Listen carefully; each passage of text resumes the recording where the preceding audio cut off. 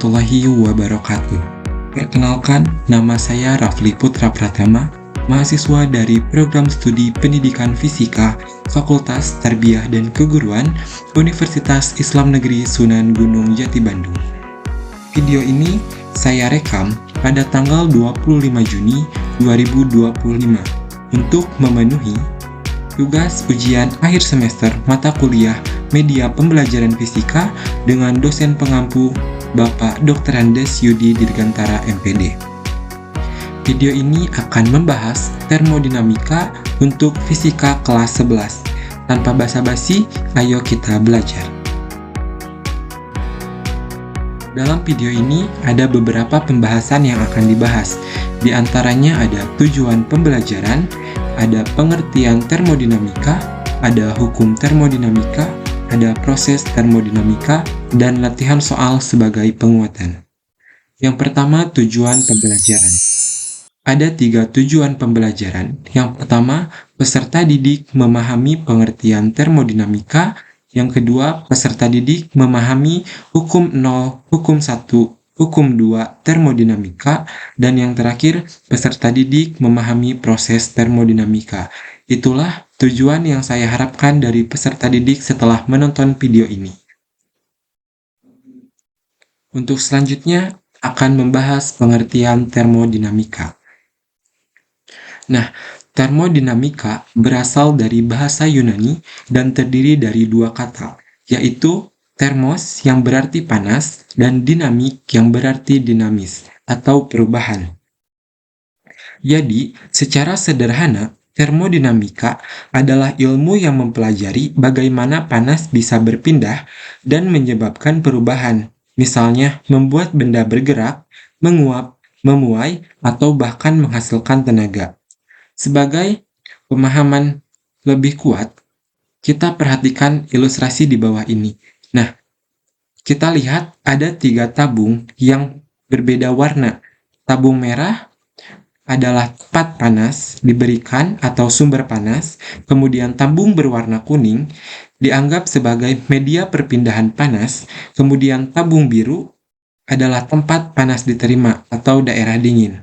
Nah, ketika tabung ini saling terhubung oleh pipa, dan di bagian bawahnya ada seperti batang logam yang bisa naik turun, dan ini disebut piston. Ketika panas diberikan ke tabung merah, udara atau cairan di dalamnya memuai, lalu mendorong piston ke bawah. Gerakan piston ini adalah hasil dari perubahan energi panas menjadi energi gerak. Itulah contoh nyata dari prinsip termodinamika. Oke, kita lanjut ke pembahasan selanjutnya, yaitu hukum termodinamika. Hukum termodinamika adalah aturan fundamental yang mengatur bagaimana energi berperilaku dalam sistem termodinamika. Terdapat 3 hukum termodinamika yang menjadi dasar bagi pemahaman proses termodinamika. Di antaranya, hukum 0 termodinamika, hukum 1 termodinamika, hukum 2 termodinamika. Kita bahas satu-satu. Yang pertama, hukum 0 termodinamika. Hukum 0 termodinamika berbunyi jika 2 buah sistem mempunyai kesetimbangan termal dengan sistem ketiga, maka ketiganya akan mempunyai kesetimbangan termal satu sama lain. Nah, apa sih kesetimbangan termal itu? Jadi, kesetimbangan termal adalah kondisi di mana suhu dari sistem-sistem yang terlibat adalah sama atau tidak ada kalor yang mengalir. Kalor sendiri mengalir dari sistem bersuhu tinggi ke sistem bersuhu rendah. Oleh karena itu, jika suhu kedua sistem sama, maka kalor tidak akan mengalir di antara keduanya. Oke, kita perhatikan ilustrasi di bawah ini. Nah, contohnya, misalkan kita sedang demam dan akan mengukur suhu tubuh kita menggunakan termometer. Jadi, ini akan membuktikan bahwa perpindahan panas itu akan terjadi dari suhu tubuh ke termometer. Maka, kita akan tahu seberapa panas suhu tubuh kita. Tetapi, jika kesetimbangan termal, kita ilustrasikan dengan 2 gelas cairan. Misalkan, cairan pertama berisi kopi dan cairan kedua berisi susu. Nah, kita masukkan ke cairan kopi dan hasilnya menunjukkan suhu sebesar 30 derajat Celcius. Kemudian, kita pindahkan termometer ke cairan susu dan ternyata hasilnya juga 30 derajat Celcius. Nah, karena termometer menunjukkan suhu yang sama, maka kita bisa simpulkan bahwa benda A, benda B, atau cairan kopi dan cairan susu dalam kesetimbangan termal. Dan karena keduanya punya suhu yang sama, maka tidak ada kalor yang mengalir dari satu benda ke benda lainnya. Begitulah pemaparan dari hukum nol termodinamika. Kita ke hukum selanjutnya, yaitu hukum 1 termodinamika. Hukum 1 termodinamika berbunyi, dalam sebuah sistem tertutup, perubahan energi dalam sistem tersebut akan sama dengan banyaknya kalor yang masuk ke dalam sistem dikurangi usaha yang dilakukan oleh sistem tersebut. Hukum 1 termodinamika ini mempunyai rumus, yaitu delta U sama dengan Q dikurangi W. Dengan keterangan, delta U itu perubahan energi dalam. Kemudian Q itu kalor, dan W adalah usaha sistem. Dengan satuan yang sama, yaitu Joule. Nah, kita perhatikan ilustrasi di bawah ini. Nah, kita bayangkan sistem ini seperti sebuah panci berisi air yang ditutup rapat-rapat dan dipanaskan di atas kompor. Seperti gambar yang kita lihat saat ini. Nah, apa sih yang akan terjadi? Jadi, kompor memberikan panas atau kalor ke panci. Ini disebut sebagai Q atau kalor. Kemudian, air di dalam panci mulai mendidih dan menghasilkan uap air. Uap itu mencoba mendorong tutup panci ke atas, dan ini disebut sebagai usaha atau W system.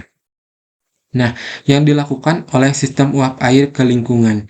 Kemudian, sisa panas yang tidak digunakan untuk mendorong tutup akan menambah energi dalam sistem, dan itu disebut delta U.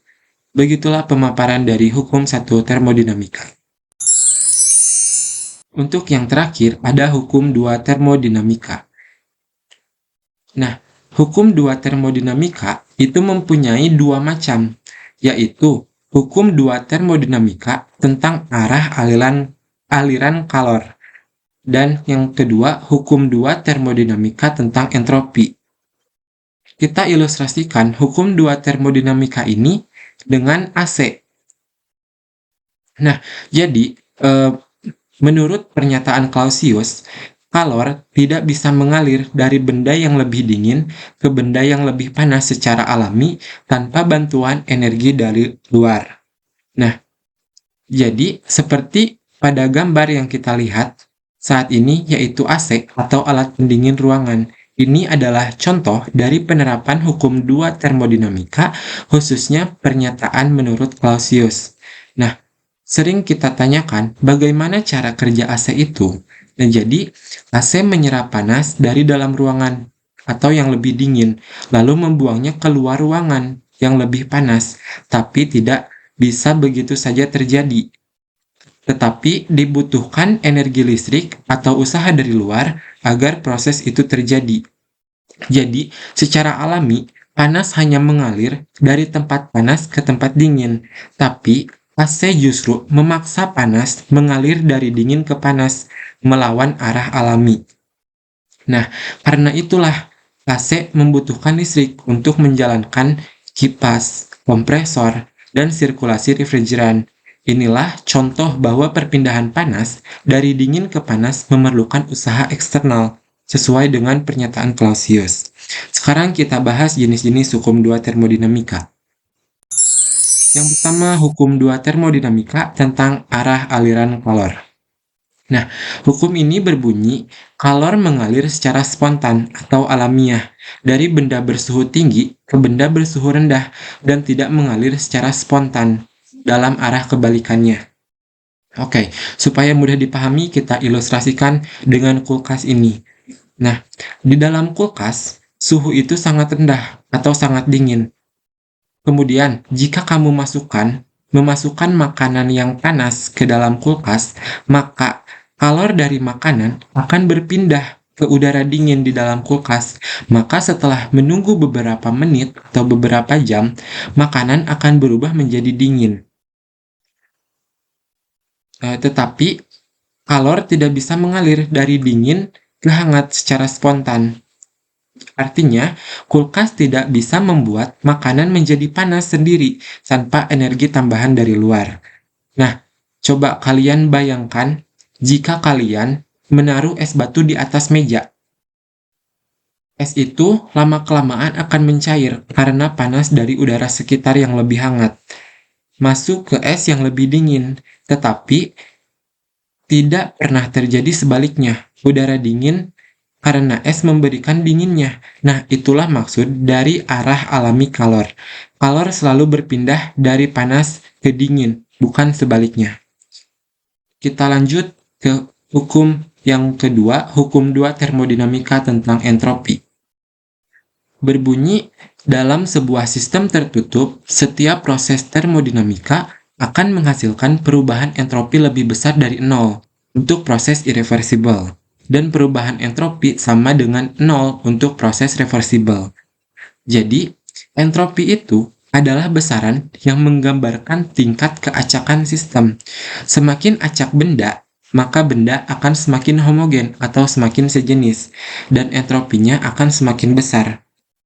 Sekarang kita lihat ilustrasi di bawah ini.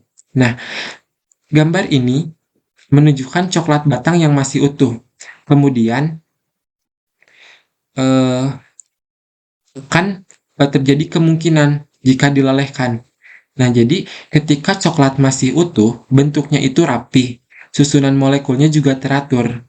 Nah, ini adalah contoh sistem dengan entropi rendah karena lebih teratur. Kemudian, ketika coklat dilelehkan, bentuknya menjadi cair. Molekul-molekulnya bergerak bebas dan acak. Ini adalah sistem dengan entropi tinggi. Jadi, entropi menunjukkan seberapa kacau atau acak suatu sistem. Saat kamu melelehkan coklat, kamu membuatnya lebih berantakan secara terstruktur. Jadi, entropi akan bertambah. Inilah salah satu contoh dalam kehidupan nyata dari perubahan entropi. Dan sesuai juga dengan hukum 2 termodinamika dalam proses yang terjadi secara alami, seperti coklat meleleh. Entropi akan selalu bertambah atau tidak bisa kembali ke keadaan awal tanpa usaha dari luar. Oke, itulah pembahasan tentang hukum 2 termodinamika dan jenis-jenisnya. Kemudian, untuk pembahasan selanjutnya yaitu proses. Nah, dalam proses termodinamika, terdapat beberapa jenis transformasi energi yang umum terjadi. Beberapa di antaranya meliputi proses isobarik, proses adiabatik, proses isotermal, proses isohorik. Mari kita bahas satu persatu. Mulai dari proses isobarik. Nah, proses isobarik adalah proses di mana tekanan sistem tetap konstan, tetapi volume dan suhu dapat berubah. Sekarang kita ilustrasikan. Bayangkan ada tabung berisi gas. Di atasnya ada penutup logam atau piston. Nah, yang bisa naik dan turun. Lalu kita panaskan gas dari bawah dengan api. Lalu apa yang akan terjadi?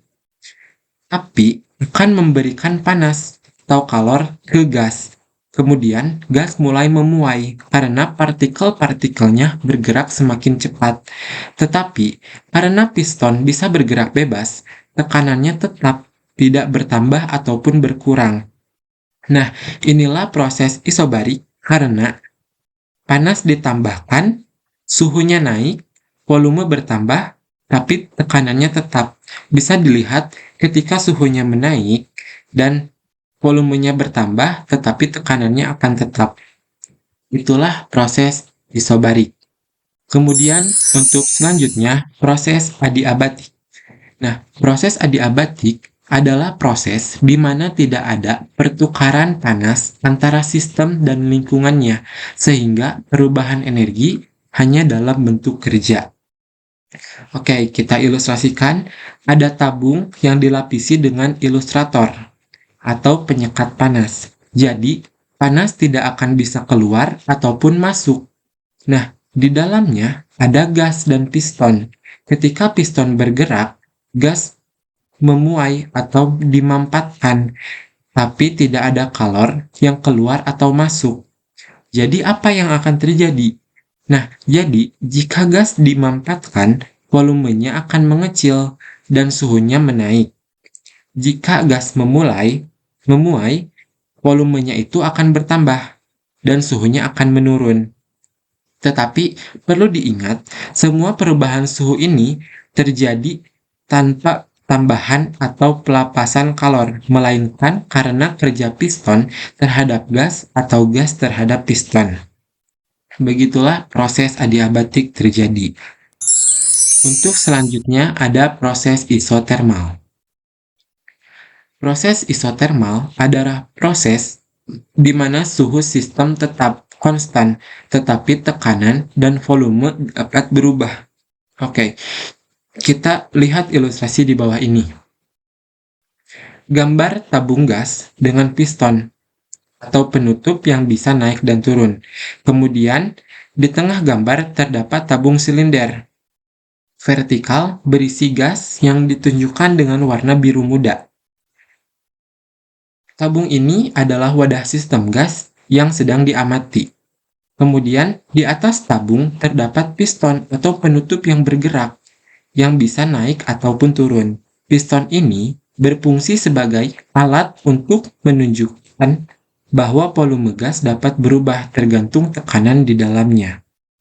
Ketika gas memuai karena menerima panas, piston akan terangkat ke atas sehingga volume akan bertambah. Kemudian, jika gas ditekan atau tekanan meningkat, piston akan turun ke bawah mengecilkan volume gas. Di bawah ini ada sebuah nyala api. Nah, yang artinya sistem sedang diberi panas dari luar. Panas ini tidak menaikkan suhu karena dijaga tetap, melainkan digunakan untuk memungkinkan gas memuai atau volume bertambah atau sebaliknya. Nah, ini menunjukkan bahwa prosesnya isotermal karena suhu tetap walaupun energi panas masuk. Kemudian, di dalam tabung menggambarkan isi gas dalam keadaan cair atau uap. Ini memudahkan untuk kita memahami bahwa ada zat di dalam tabung yang bisa mengalami perubahan volume. Jadi, secara keseluruhan, gambar ini dengan jelas menunjukkan bahwa ketika panas diberikan dari luar, piston akan naik karena gas mengembang, tetapi suhu dijaga konstan, tidak naik ataupun turun sesuai dengan ciri khas proses isotermal. Maka, meskipun suhu itu tetap, volume dan tekanan berubah, dan perubahan ini bisa diamati dari gerak piston di dalam tabung. Nah, jadi suhu itu tidak selalu naik saat ada pemanasan. Volume dan tekanan saling memengaruhi ketika suhu tetap. Itulah proses isotermal terjadi. Kemudian ada proses yang terakhir yaitu proses isohorik. Proses isohorik adalah proses di mana volume sistem tetap konstan, tetapi tekanan dan suhu dapat berubah. Oke, kita ilustrasikan kembali. Nah, gambar ini menunjukkan tabung silinder vertikal berisi gas berwarna biru muda, tetapi tertutup rapat di bagian atas. Nah, tidak seperti proses isotermal tadi, tidak ada piston atau penutup yang bisa bergerak, menandakan bahwa volume itu tidak dapat berubah. Nah, kemudian di bawah tabung terdapat api, menunjukkan bahwa sistem sedang diberi panas. Karena wadah tidak bisa mengembang, panas yang masuk tidak menyebabkan gas memuai karena volumenya tetap, melainkan meningkatkan tekanan dan suhu. Nah, Warna gas di sini berwarna tampak lebih merah muda, menandakan adanya kenaikan suhu dari hasil pemanasan. Ini menunjukkan bahwa energi panas tetap diterima, lalu mengubah energi dalam gas, yaitu suhu, dan tekanannya meningkat. Kita bisa lihat termometer di sini menunjukkan kenaikan suhu, memperjelas bahwa selama proses isohorik ini, suhu tetap meningkat. Nah, ini menunjukkan bahwa volume tidak berubah karena posisi volume tetap, namun tekanan bisa naik atau turun tergantung kondisi suhu. Nah, gambar ini secara keseluruhan menjelaskan bahwa proses isohorik, yaitu volume gas dijaga tetap karena wadah tertutup rapat, kemudian suhu bisa naik ataupun turun tergantung ada tidaknya pemanasan. Ketika dipanaskan, tekanan gas meningkat karena molekul bergerak lebih cepat dalam ruang yang tetap. Begitulah proses isohorik terjadi. Selesai sudah pembahasan proses termodinamika. Dan sebagai penguatan, kita perhatikan latihan soal berikut ini.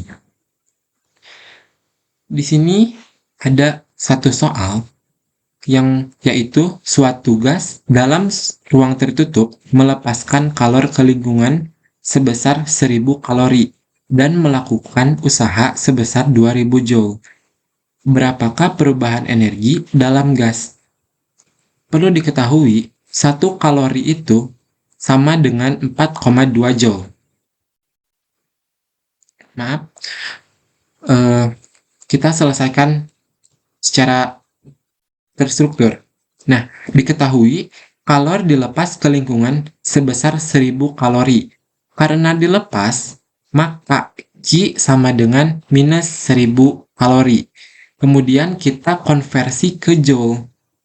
Q dengan rumus Q sama dengan minus 1000 dikali 4,2 joule sama dengan minus 4200 joule. Kemudian usaha yang dilakukan sistem sebesar 2000 joule. Kita masukkan ke rumus hukum 1 termodinamika tadi yang berbunyi delta U sama dengan Q dikurangi W. Delta U sama dengan Q atau yang tadi minus 4200 joule dikurangi 2000 joule.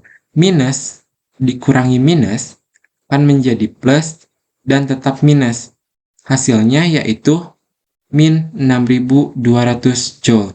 Jadi jawaban yang benar adalah B.